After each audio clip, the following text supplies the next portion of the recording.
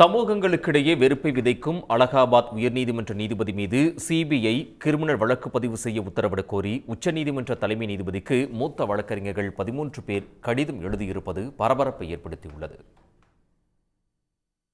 உத்தரப்பிரதேசத்தில் கடந்த மாதம் 8ஆம் தேதி விஸ்வ இந்து பரிஷத் ஏற்பாடு செய்திருந்த நிகழ்ச்சியில் உரையாற்றிய நீதிபதி திரு சேகர்குமார் யாதவ், பெரும்பான்மை மக்களின் விருப்பத்தின் அடிப்படையில் தான் இந்தியா செயல்பட வேண்டும் என்றும் இஸ்லாமியர்களை வெறியர்கள் என்றும் குறிப்பிட்டிருந்தார்.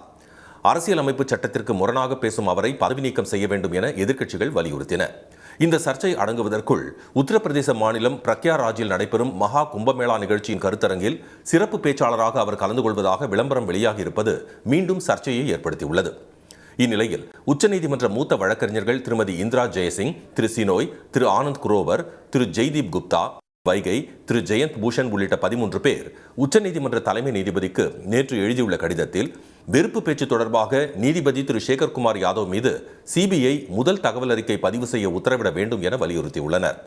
திரு சேகர்குமார் யாதவ் வெறுப்பு பேச்சு, நீதித்துறையின் நடுநிலைமை, அரசியலமைப்பின் மதிப்புகள் தொடர்பாக பதவி பிரமாணத்தின் போது அவர் எடுத்துக்கொண்ட உறுதிமொழிக்கு எதிராக உள்ளதாக அதில் தெரிவிக்கப்பட்டுள்ளது.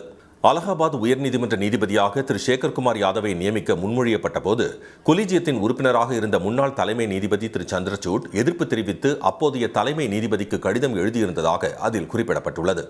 அவருக்கு போதிய அனுபவம் இல்லை என்றும் RSS அமைப்புடன் தொடர்புடையவர் என்றும் அவர் சுட்டிக்காட்டியிருந்ததாகவும் கடிதத்தில் கூறப்பட்டுள்ளது.